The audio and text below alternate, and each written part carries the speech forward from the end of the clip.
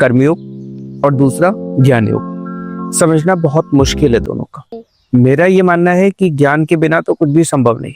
जब सब कुछ आप सत्य को जान पाएंगे तभी आप जीवन को अच्छे से जी पाएंगी, दूसरों को प्रेरित कर पाएंगे, कुछ भी तभी कर पाएंगे जब आपको आत्मज्ञान होगा। उसके पहले सारी चीजें बनावटी हैं। तो दूसरा जो प्रोसेस है वह है कर्मयोग। कर्मयोग ऐसा होता है, भगवान श्री कृष्ण एक सुलभ सरल मार्ग बताते हैं कर्मयोग का। उसमें वो कहते हैं कि जो कुछ भी है, जो भी तुम कर्म करो, जिसे आप हवन कहें, कुछ भी कहें, यज्ञ कहें, वो जो भी कर्म करें आप, वह मुझको समर्पित कर दो, ईश्वर को समर्पित कर दो। और ईश्वर को समर्पित करते हुए माने कि ये जो भी कर्म हो रहा है ये सभी कुछ परमात्मा कर रहा है, मैं नहीं कर रहा हूँ।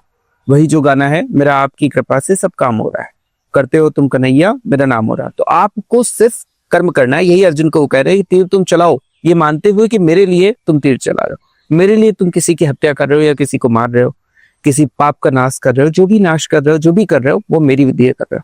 तो अपने समस्त कर्मों को भगवान श्री कृष्ण में या भगवान में समर्पित कर दो, जिससे कि कर्ता भाव का अभाव हो जाएगा और तुम्हारे कर्म फल उत्पन्न नहीं करेंगे।